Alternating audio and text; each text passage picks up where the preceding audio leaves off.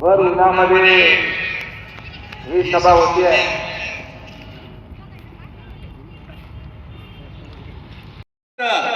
अपयशानं खचून न जाता जिद्दीनं पेटून उठावं लागतं।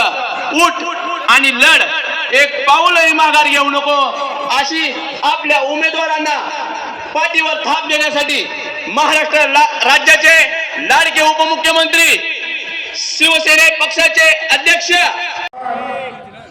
आणि उपस्थित महाआघाडीला पाठिंबा बंधू भगिनींनो, मित्रांनो, आज या आदरणीय शिंदे साहेब या ठिकाणी आलेले आहेत। तिथल्या विध्वंसक प्रवृत्ती विरुद्ध लढण्यासाठी आम्ही निर्णय घेतलेला आहे। या तालुक्यामध्ये ज्या पद्धतीनं ही जी प्रवृत्ती आहे हिला रोखण्यासाठी महाआघाडीवाणी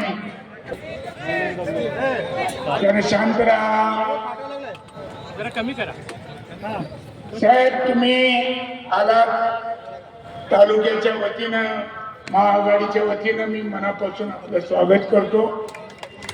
आणि आपल्याला वेळ कमी आहे हे मला याची जाण आहे।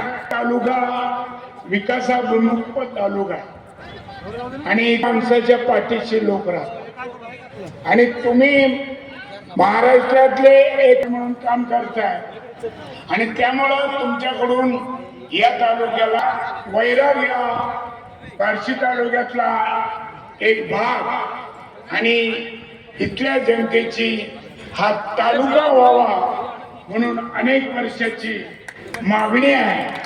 आणि निश्चितच मंत्रिमंडळामध्ये ज्यावेळेस हा विषय येईल त्यावेळेस ती मंजूर करावी ही विनंती या सर्वांच्या वतीनं करतो।